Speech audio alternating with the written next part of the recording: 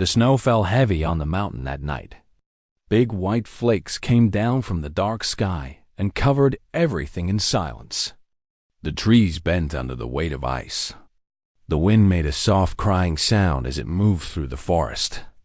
It was the last night of the year, and the world seemed to hold its breath. Dot in a small cabin near the top of the mountain.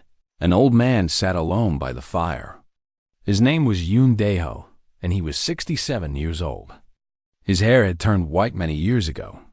His hands were rough and covered with old scars. His eyes were tired, but they were still sharp. They were the eyes of a man who had seen too much. Daeho looked at the fire and did not move. The flames danced and made shadows on the wooden walls. The cabin was small but clean. There was a bed in one corner, a kitchen in another, and a table with one chair in the middle. On a shelf near the window, there was old medical equipment. Bandages, bottles of medicine, tools that he had not used in many years. He could not throw them away. They were part of who he used to be. On the wall above his bed, there was a single photograph. It showed a woman with kind eyes and a gentle smile. Her name was Yoonji, and she had been his wife. She died 30 years ago, during the war. Daeho still talked to her photograph sometimes, late at night when the silence became too heavy. Tonight, he did not talk. He just sat and watched the fire. The year was 2847. Humanity had spread across the stars long ago. They built cities on distant planets and made homes in places their ancestors could never imagine. But the universe was not empty. Other beings lived among the stars, and not all of them were friendly. The Drakari were the most powerful. They were dragonfolk, tall and strong, with scales that shone like jewels and eyes that burned like fire. They had wings, though not all of them could fly.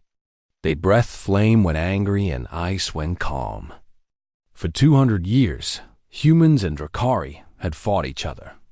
The Frontier Wars, people called it. Millions died on both sides. Daeho had been a combat medic during those wars. He served for 20 years, moving from battlefield to battlefield, trying to save lives in the middle of death. He was good at his job. Very good. But war does not care about skill. War takes what it wants. He lost his entire medical unit in a single night. 43 people. Doctors, nurses, assistants. All of them burned alive when a Drakari strike force attacked their camp. Daeho survived only because he was outside, gathering water from a stream. He heard the screams. He ran back. But there was nothing left except fire and ashdot after that. Something broke inside him. He finished his service, but he was not the same man. When the armistice came 30 years ago and the war finally ended, he did not celebrate. He just walked away. He found this mountain, built this cabin, and never left. Now he lived alone. He grew vegetables in summer. He hunted small animals in winter. He read old books and fixed old machines. He did not talk to anyone. He did not want to. People brought pain. People brought memories. It was better to be alone. Daeho stood up slowly and walked to the kitchen. His knees hurt from the cold. He was making a simple meal for himself. Rice, soup, and some dried fish. It was not much, but it was enough. He set one plate on the table. One pair of chopsticks. One cup for water. He looked at the empty chair across from him and felt loneliness press against his chest like a heavy stone. Yoonji used to sit there. She would laugh at his jokes, even the bad ones. She would tell him about her day, about the patients she helped, about her dreams for the future. Now there was only silence. The clock on the wall showed 11 at night. 1 hour until the new year. Daeho did not care about New Year's anymore. They were just another day. Another empty day in a long line of empty days. He sat down to eat. That was when he heard the knock-dot at first. He thought it was the wind. The storm was getting stronger, and branches sometimes hit the walls. But then it came again. 3 slow knocks on his front door. Daiho froze. No one ever came here. The nearest town was 50 kilometers away. The mountain paths were dangerous, even in good weather. In a blizzard like this, they were deadly. Who would be crazy enough to travel tonight? He stood up and walked to the door. His heart beat faster. He grabbed an old metal rod that he kept near the entrance. It was not much of a weapon, but it was better than nothing. He opened the door. The wind hit him first, cold and sharp like a knife. Snow flew into his face and blinded him for a moment. He raised his hand to block the ice and looked outside. What he saw made his blood turn cold. A Drakari stood before him. She was female, he could tell from her build. She was tall, almost 3 meters, but she was bent over like she was in pain. Her scales were pale blue, almost white, and they should have been bright and shining. Instead, they looked dull and sick. Frost covered her wings. Her golden eyes were full of fear and desperation. In her arms, she held something small wrapped in torn cloth. It moved weakly. It made a tiny sound, like a baby crying, but different. Higher, more like a bird. It was a hatchling. A baby dragon. Daiho stared. His mind screamed at him to close the door. This was a Drakari. Her people killed his friends. Her people killed his wife. For 30 years, he had hated them with every piece of his heart. But then the hatchling coughed. It was a wet, terrible sound. The sound of lungs filling with fluid. The sound of a child drowning from the inside. Daiho knew that sound. He had heard it 1,000 times on the battlefield. It was the sound of death coming close. The mother spoke. Her voice was rough and broken, and her human words were not good. But he understood her. "Please," she said. "You are a healer. My child dies. Please help." The snow fell around them.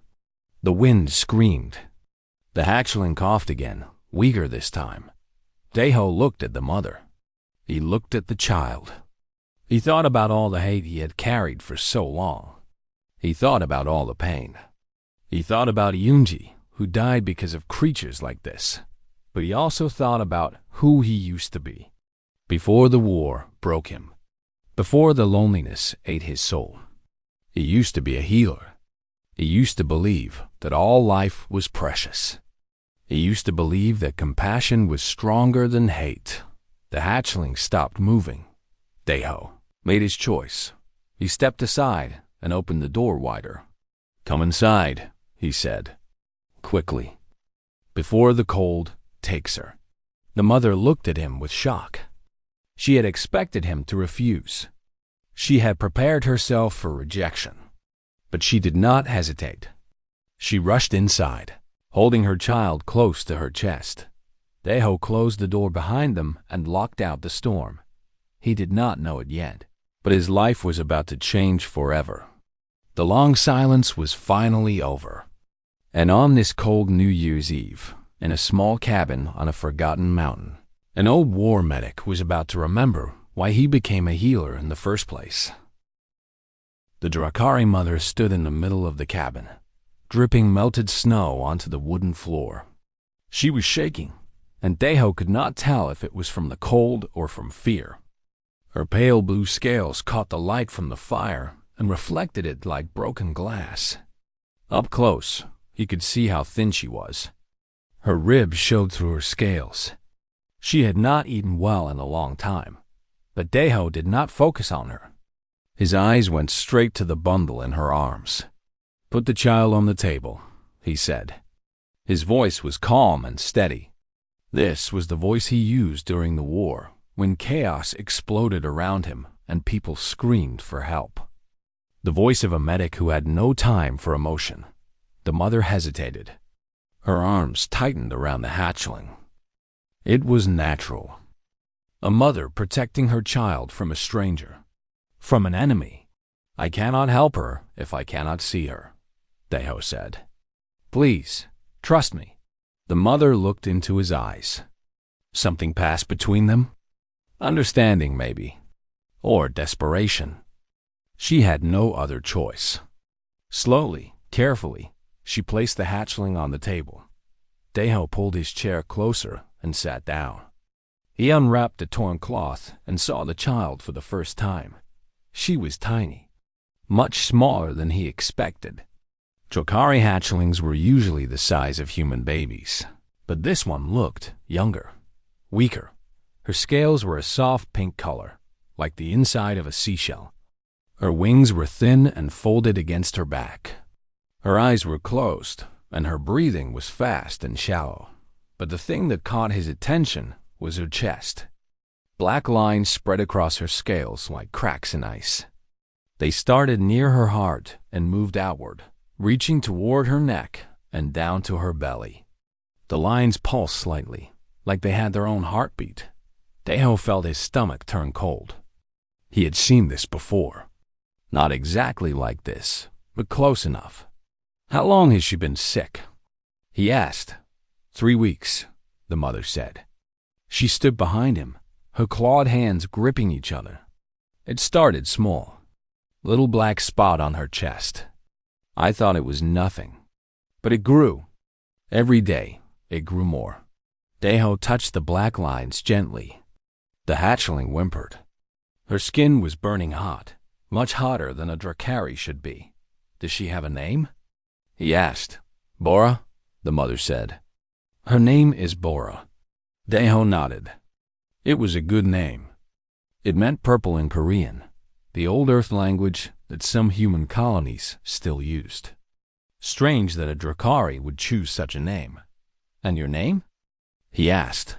"Nari," she said. "I chose it myself. It means lily. I wanted a name that humans could say easily." Deho glanced at her over his shoulder. That was unusual. Most Drakari were proud of their own language. They did not care if humans could pronounce their names or not. "Why?" he asked. Nari was quiet for a moment. Then she said, "Because I hope to find peace with your people someday. I did not want to be an enemy forever." Deho turned back to Bora. He did not know what to say to that. For 30 years, he had believed that all Drakari were monsters, that they knew nothing but war and destruction. But this mother had chosen a human name and traveled, alone through a deadly storm, to find a human healer for her child. The world was more complicated than he wanted it to be. He continued his examination. Bora's heartbeat was irregular. Her lungs were filled with fluid. The black lines were spreading slowly but steadily. If he did nothing, she would be dead by morning. "I need to ask you questions," Deho said. "Answer them honestly, even if the answers are hard." Nari nodded. "Where were you when she first got sick? What were you doing?" Nari closed her eyes and thought. "We were traveling. I was running from my clan. We stopped near an old building. It was abandoned. I thought it was safe." "What kind of building?" "I do not know. It was made of metal. There were strange symbols on the walls. Human symbols." Deho's hands stopped moving. His heart began to beat faster. "Describe the symbols." Nari thought harder. There was a circle. Inside the circle, there was a shape like a leaf with 3 points. And letters. I remember the letters. But WD. Deho sat back in his chair. His face went pale. BWD, Biological Weapons Division. A secret human military program from the war. They developed terrible things in those labs. Diseases that could kill Drakari by the thousands. Poisons that attacked their scales and organs. Nightmares in bottles. One of their worst creations was called Black Scale Blight. It was designed to spread through Drakari populations like wildfire, killing everything it touched. But the military never used it. The war ended before they could deploy it. The labs were sealed and abandoned. Or so everyone thought. "She touched something in that building," Deho said. His voice was quiet. Or breathed something in the air. There were old weapons stored there. One of them infected her. Nari's eyes went wide with horror. Human weapons? Yes, you. Your people did this to my daughter? Deho looked at her. He did not look away or make excuses. Yes, my people created this sickness. We made it to kill yours. Nari's claws extended. Her scales flushed dark red. Anger burned in her eyes. For a moment, Deho thought she would attack him. He did not move. He did not reach for his metal rod. If she killed him, he would not blame her. But then she looked at Bora, at her tiny daughter, fighting for every breath. And the anger drained out of her. Her scales faded back to pale blue. Her claws pulled back. "Can you cure it?" she asked. Her voice was broken. Deho was honest. "I do not know. I was never trained to cure this weapon. I was only a field medic. But I will try. I will try everything." Nari nodded slowly. "Why?"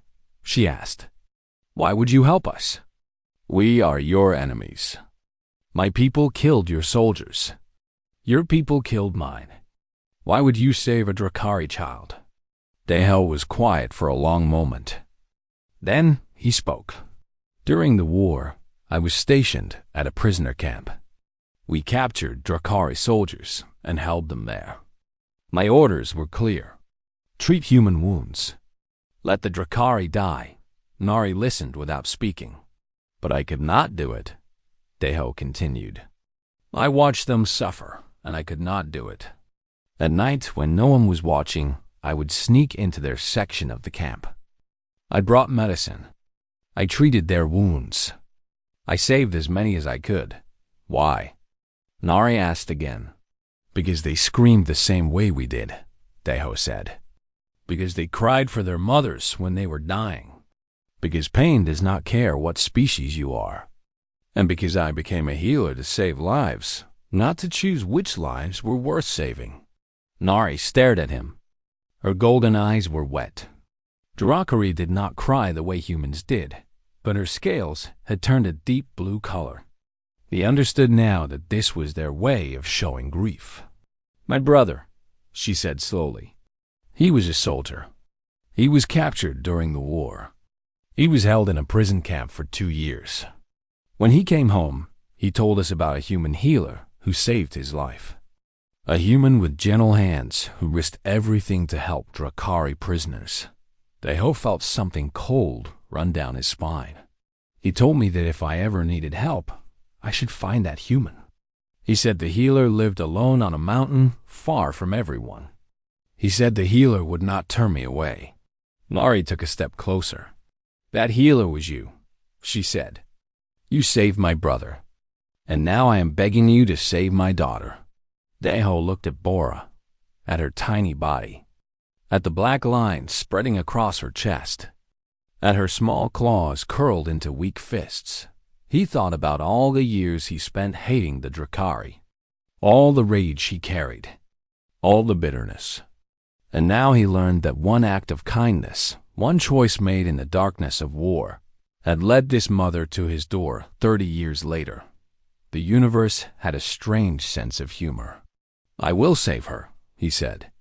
"I do not care what it takes. I will not let this child die." He stood up and walked to his shelf of old medical equipment.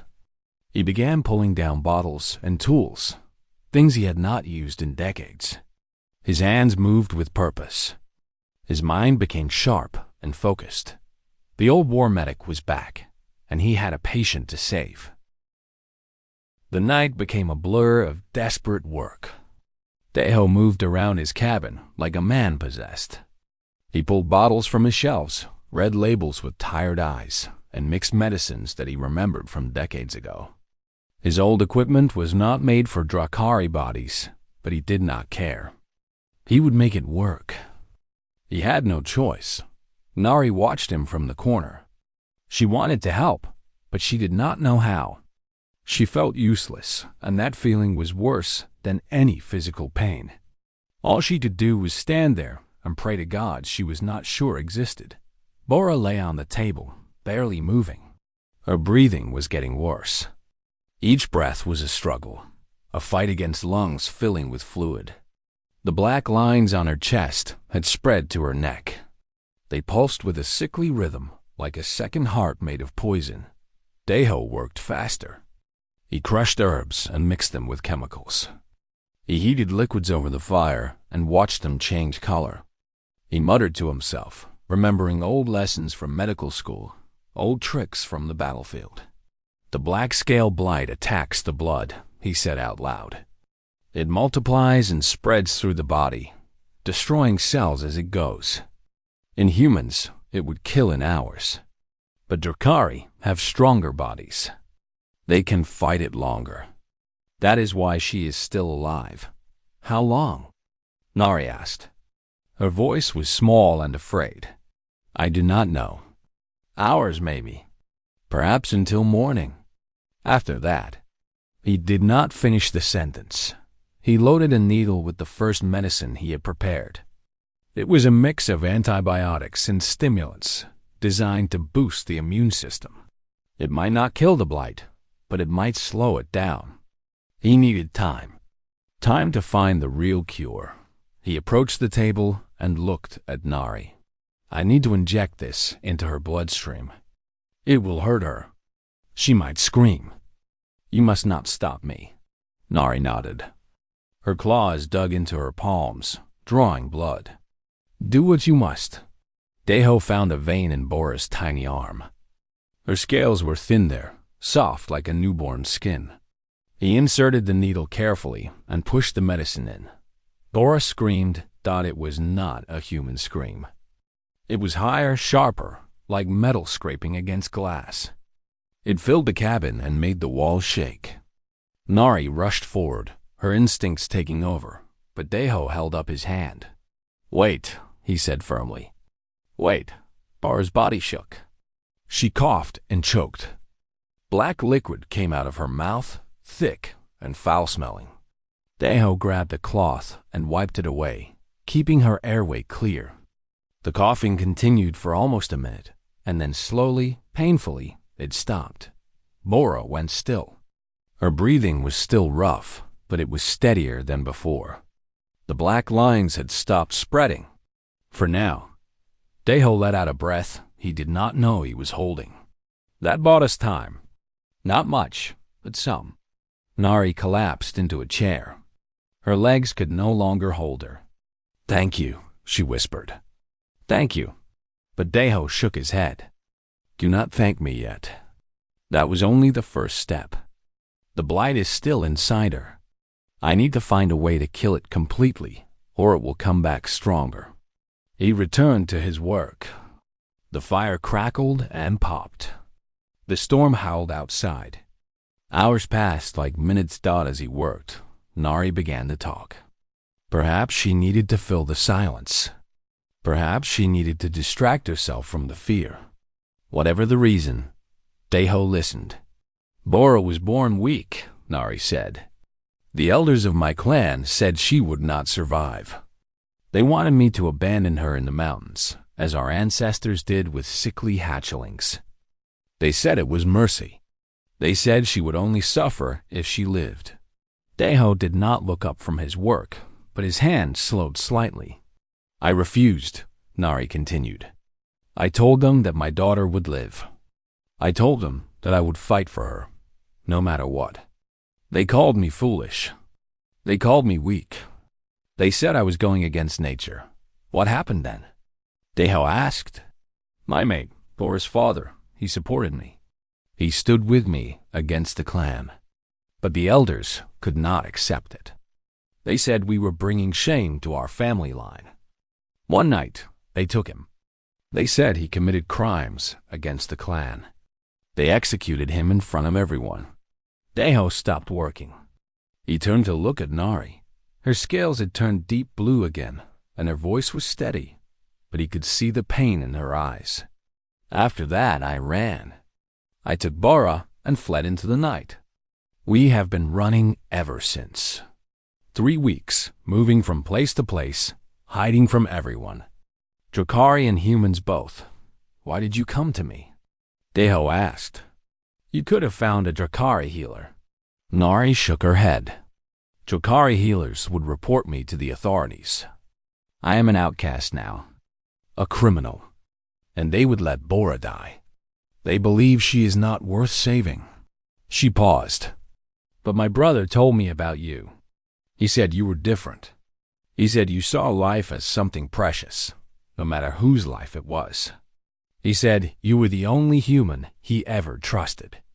Deho turned back to his work. His throat felt tight. He did not know what to say. They were quiet for a while.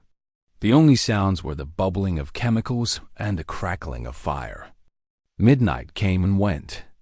The new year arrived, but neither of them noticed or cared. Around 2 in the morning, Deho finished his second medicine. It was a complex mixture, designed based on everything he knew about the black-scale blight and everything Nari had told him about Drakari biology. It was a guess, really. An educated guess, but still a guess. This might work, he said. Or it might do nothing. I am not a scientist. I am just a field medic.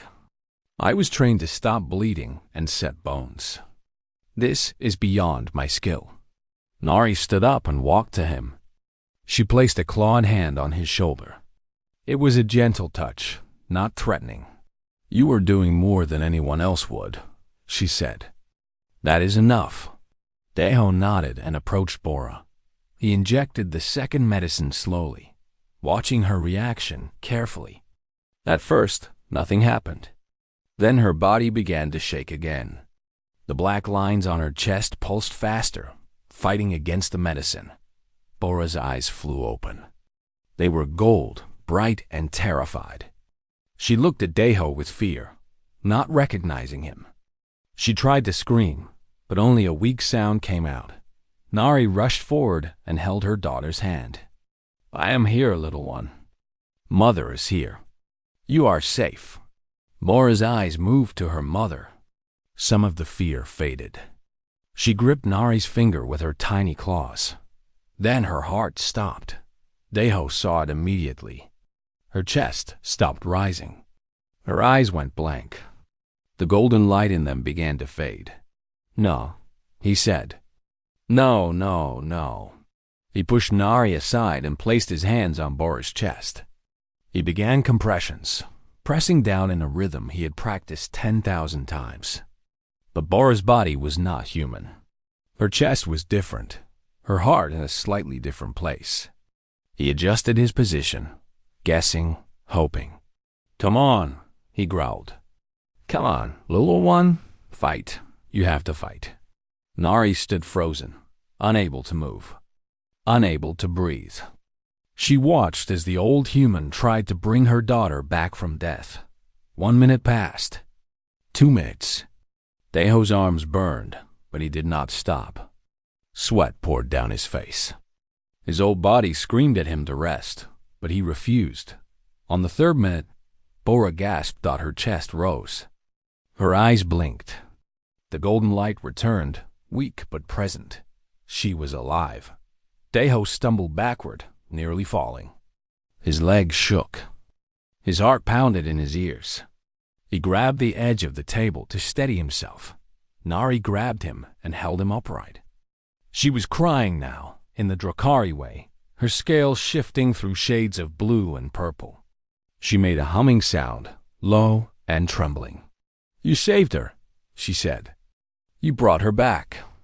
Deho shook his head. Not yet. She came back, but the blight is still there.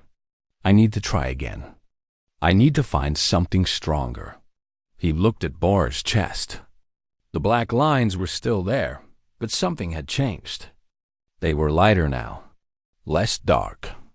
The medicine was working, just not fast enough. He had more work to do, and so he continued, fighting through the long night, refusing to give up. Because that was who he was. That was who he had always been, a healer who would not let death win. Dawn came slowly to the mountain. The storm had calmed during the night, leaving behind a world covered in white. The first light of the new year crept through the cabin windows, pale and soft like a whisper. Outside, the trees stood still and silent, their branches heavy with fresh snow. Inside the cabin, Deho sat slumped in his chair. His eyes were red from lack of sleep. His hands trembled from exhaustion.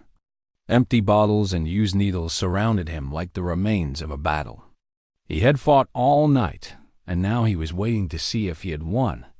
Nari sat beside the table, holding Bora's tiny hand. She had not slept either. She had watched every injection, every moment of fear, every struggle for breath. Her scales had lost their shine, dull from stress and worry, but her eyes never left her daughter. Bora lay still on the table. Her breathing was slow and steady now, no longer the desperate gasping of the night before. The black lines on her chest had faded significantly. They were still there, thin gray marks like old scars, but they no longer pulsed. They no longer spread. Deho had given her 4 different medicines throughout the night. 2 of them did nothing.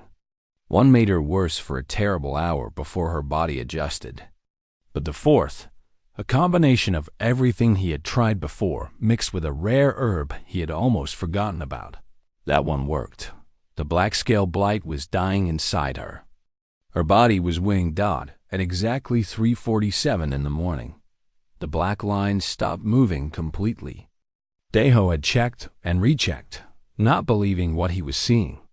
But it was true. The poison was no longer growing. Bora's immune system, boosted by his medicines, was destroying it piece by piece. Now, 3 hours later, he allowed himself to feel something like Hope. Bora stirred. Her tiny claws flexed. Her wings, pressed against her back, twitched slightly. Nari leaned closer, her breath catching in her throat, and then Bora opened her eyes. They were gold, bright and clear, without the fog of sickness that had clouded them before. She looked up at her mother's face and made a small sound. A chirp. A greeting. Nar, I made a sound that Deho had never heard before. It was somewhere between a laugh and a cry, a release of every emotion she had been holding inside. Her scales flushed deep purple, then shifted to a warm orange color. She picked up Bora carefully and held her close, pressing her forehead against her daughter's small head. "You came back to me," she whispered. "My brave little one. You came back." Bora chirped again, louder this time. She nuzzled against her mother's chest, seeking warmth and comfort. Deho watched them from his chair. He felt something strange in his chest, something he had not felt in 30 years. It took him a moment to recognize it. Joy that he had saved a life. Not a human life, but a life nonetheless. A child who would have died without him was now awake and breathing and making small happy sounds in her mother's arms. He had done that. His hands, his knowledge, his refusal to give up. For so long, he had defined himself by his failures. The patients he lost. The soldiers who died despite everything he did. His wife, bleeding out in his arms while he screamed for help that never came. Those memories had haunted him every day, telling him that he was not good enough, that he would never be good enough. But tonight, he had won, and it felt like the sun rising inside him. Nari turned to look at him. Her golden eyes were wet with emotion. She walked toward him slowly, Bora still cradled in her arms. "I do not have words," she said. "In my language or yours. There are no words for what you have done." Deho shook his head. "She is not fully healed. The blight is weakened, but her body still needs time to destroy it completely. She will need rest, good food, care. It may take weeks before she is truly safe." Nari nodded. "I understand, and I will do whatever is needed. But right now, in this moment, I want you to know something." She knelt down so that she was at his eye level. It was a strange sight, a massive Drakari kneeling before an old human. But there was nothing subservient in her posture. It was respect, pure and simple. "In my culture," she said, "when someone saves a life, they become bound to that life. It is an old tradition, older than the wars, older than the hatred between our peoples. By saving Bora, you have become part of our family. She is your daughter now, as much as she is mine." Daiho blinked. He opened his mouth to protest, to say that he could not accept such a thing, that he was just an old man who wanted to be left alone. But the words would not come. Nari continued, "I know you did not ask for this. I know you wanted only to live in silence. But fate brought us to your door. And you opened it. You could have let us die in the cold. Instead, you fought all night to save a child who was not yours, a child whose people killed your wife." She paused. Her voice dropped to a whisper. "Why? Tell me truly. Why did you do it?" Daiho was silent for a long time.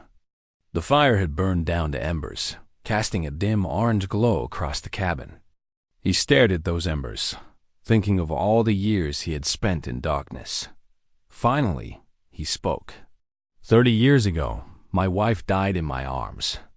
A Drakari raid destroyed the medical station where she worked. I was 5 minutes away when it happened. 5 minutes.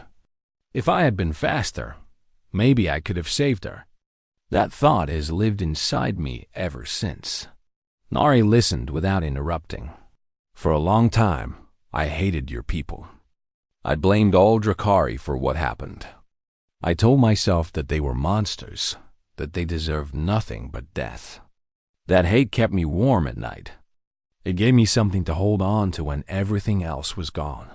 He looked at Bora, sleeping peacefully in her mother's arms. "But tonight, when I looked at your daughter, I did not see a Drakari. I saw a child, a sick, dying child who needed help. And I realized something. Hate had kept me warm, yes, but it had also kept me frozen. I was not living. I was just waiting to die." He met Nari's eyes. "I saved Bora because I remembered who I used to be. Before the war, before the pain. I used to believe that all life was worth fighting for. I used to believe that being a healer meant caring for everyone, not just the ones who looked like me. Tonight I remembered that man, and I chose to be him again." Nari reached out and took his hand. Her scales were cool against his skin, but there was warmth in the gesture. "Then perhaps," she said, "we both learned something tonight. I learned that humans can show mercy even to their enemies. And you learned that the man you used to be never truly died. He was just waiting for a reason to come back." Daiho felt a tear slip down his cheek. He had not cried in 30 years. He thought he had forgotten how Bora stirred in Nari's arms. She opened her eyes and looked at Daiho. Then, slowly she reached out a tiny clawed hand toward him. He hesitated. Then, gently, he let her grip his finger. Her claws were sharp, but her touch was soft. She made a small sound, a happy chirp, and closed her eyes again, holding on to him even as she fell back asleep. Daiho looked at this tiny creature, this child of his former enemies, holding his finger like he was her safety, and he felt something crack open inside his chest. Not breaking apart, breaking open, like a seed bursting through soil to reach the sun. "You can stay," he said quietly. "Both of you, until Bora is fully healed. And after that," he paused, not knowing how to finish. Nari smiled. It was a strange expression on a Drakari face, but somehow it was also beautiful. "And after that," she said, "we will figure it out, together." The sun rose higher outside the window. The new year had begun, and in a small cabin on a forgotten mountain, two unlikely souls began to heal from wounds that had festered for far too long. 1 year passed. The seasons came and went, painting the mountain in different colors. Spring brought flowers and melting snow. Summer brought warmth and long days of sunshine. Autumn brought falling leaves and cool winds. And now winter had returned, covering the world in white once again. The cabin on the mountain had changed. It was bigger now. Deho and Nari had worked together during the summer to add a second room. The new room was larger, with high ceilings to fit Nari's height and a special corner filled with soft blankets where Bora liked to sleep. The walls were decorated with drawings that Bora had made. Wild and colorful pictures of dragons and humans standing together under a bright sun. Deho stood at his kitchen counter, preparing food for the evening meal. His movements were slower than they used to be, but there was energy in them now. Purpose. He was no longer just waiting for time to pass. He was living. Behind him, Nari sat at the table, organizing medical supplies. They had received a delivery from the town 2 weeks ago, requested through a trusted contact. Bandages, medicines, tools, all the things a healer needed. Because word had spread quietly through the region about the cabin on the mountain. About the old human who turned no one away. Travelers came sometimes. Not many, but enough. Some were human settlers from the frontier colonies, injured in accidents or sick with common illnesses. Some were Drakari outcasts, like Nari had been, seeking sanctuary from their clans. Deho treated them all. He asked no questions about their past. He cared only about their present. A crash came from the new room, followed by a series of high-pitched chirps. Deho sighed and shook his head. "Bora!" he called out. "What did you break this time?" The chirping stopped. A moment later, a small pink shape appeared at the doorway. Bora had grown significantly in the past year. She was now the size of a large dog, with bright scales that had deepened from pale pink to a rich rose color. Her wings had grown too, though she could not fly yet. She was still too young for that dot, but the most remarkable change was her health. The gray marks from the black scale blight had faded almost completely. Only the faintest lines remained, like old scars that would never fully disappear. She was strong now, energetic, and constantly getting into trouble. She looked at Deho with wide golden eyes, trying to look innocent. Behind her, he could see a broken pot lying on the floor, dirt and plants scattered everywhere. "I did not mean to," she said. Her voice was high and clear, and her human words were surprisingly good. Nari had taught her both languages from the beginning. Deho put his hands on his hips. "That is the third pot this month. What did I tell you about running inside the house?" Bora's head drooped. Her wings folded tight against her back, a sign of guilt. "You said to walk carefully. But I saw a bug and I wanted to catch it, and then I forgot." Nari made a sound that might have been a laugh, though she tried to hide it behind her hand. Deho walked over to Bora and knelt down. He was stern for a moment, holding her gaze. Then his expression softened, and he reached out to pat her head gently. "Clean it up," he said. "And next time, let the bugs live. They were here before us." Bora perked up immediately. "Yes, grandfather." She darted back into her room to start cleaning. Deho stood and walked back to the kitchen, shaking his head but smiling. Grandfather. She had started calling him that 6 months ago, and the name had stuck. At first, it felt strange. He had never been a father, never had children of his own. But now, somehow, it felt right. I caught his eye as he passed her. "You spoil her," she said, but there was warmth in her voice. "Someone has to," he replied. "She certainly does not listen to you." Nari laughed, a low humming sound that filled the cabin. It was a good sound, a sound that Deho had grown to love. The sun began to set, painting the sky in shades of orange and pink. It was New Year's Eve again. 1 full year since Nari had knocked on his door with a dying child in her arms. 1 year since everything changed. Deho finished preparing the food and set 3 plates on the table. 3 sets of chopsticks. 3 cups for water. The table that had been so empty for so long was now full. Bora rushed out of her room, the mess apparently cleaned or at least hidden. She jumped up onto her special chair and looked at the food with excited eyes. "Is that fish?" "I smell fish." "It is fish," Deho confirmed. "Your favorite." Bora made happy chirping sounds and reached for the plate, but Nari gently stopped her. "We wait for everyone to be seated," Nari reminded her. "Remember your manners." Bora grumbled, but sat back, her tail swishing impatiently behind her. They ate together, talking about small things. Bora told them about the bug she had been chasing. Nari talked about a message she had received from another Drakari outcast who was considering making the journey to the mountain. Deho mentioned that he needed to repair the roof before the next big storm. It was normal. Wonderfully, beautifully normal. After dinner, Deho walked outside. The cold air filled his lungs, sharp and clean. The stars were beginning to appear, bright points of light scattered across the endless darkness.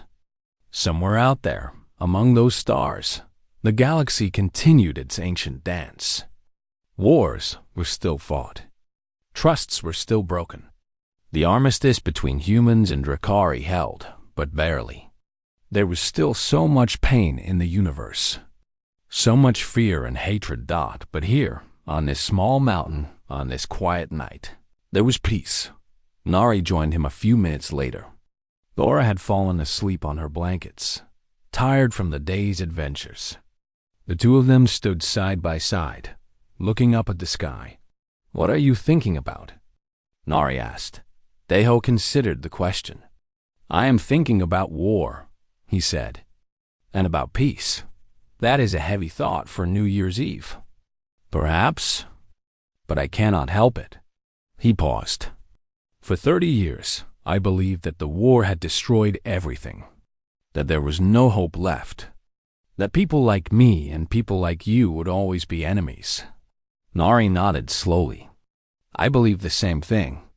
My people taught me that humans were brutal and selfish, that they cared only for themselves, that they could never understand compassion or honor. And now?" Nari smiled.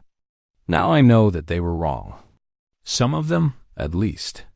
Maybe most of them, but not all." She looked at him. "You taught me that, Deho. You and your gentle hands and your stubborn refusal to let my daughter die." Deho felt his throat tighten. "You know, when the war ended, they signed treaties and made speeches and called it peace. But it was not peace. It was just an absence of fighting. Real peace, true peace, cannot be written on paper. It has to be built. One person at a time. One act of kindness at a time." He turned to face Nari. "That is what I want to do with the time I have left. I want to build peace. Not with words or politics, but with actions. By treating anyone who comes to my door, regardless of what they are. By showing that we do not have to be enemies. That we can be more." Nari placed her clawed hand on his shoulder. "You have already started. You know that, right? The stories are spreading. Humans and Drakari both are hearing about the healer on the mountain who treats everyone equally. You are becoming a legend." Deho laughed softly. "I am too old to be a legend. I am just a tired medic who finally remembered why he became a healer in the first place." They stood in silence for a while, watching the stars. The cold did not bother them. They had each other's warmth. At midnight, a sound came from inside the cabin. Bora had woken up and was calling for them, her voice groggy with sleep. "Grandfather!" "Mother, it is the new year. You said there would be sweets." Deho smiled. "We should go inside. We have a celebration to attend." Nari nodded. But before they turned to go, she said one more thing. "Thank you, Deho, for opening your door that night, for saving my daughter, for giving us a home." Deho looked at her. At the cabin behind her, warm light spilling from the windows. At the sound of Bora's impatient chirping inside. "Thank you," he said back, "for reminding me that I still had something to offer. For ending my silence." They walked back inside together. The door stayed open behind them for a moment, letting the starlight pour in. Then, slowly, it closed. But it was not a closing of isolation. It was a closing of completeness. Inside the cabin, there was warmth. There was laughter. There was family. And outside, the universe watched and waited and wondered if perhaps, just perhaps, this was how peace truly began. Not with armies or treaties, but with an old man, a dragon mother, and a little hatchling, sharing sweets on New Year's Eve and believing that tomorrow could be better than today. Some wars end with the signing of treaties, but some wars end one patient at a time. And on that mountain, in that cabin, a new kind of peace was being born, one gentle hand at a time.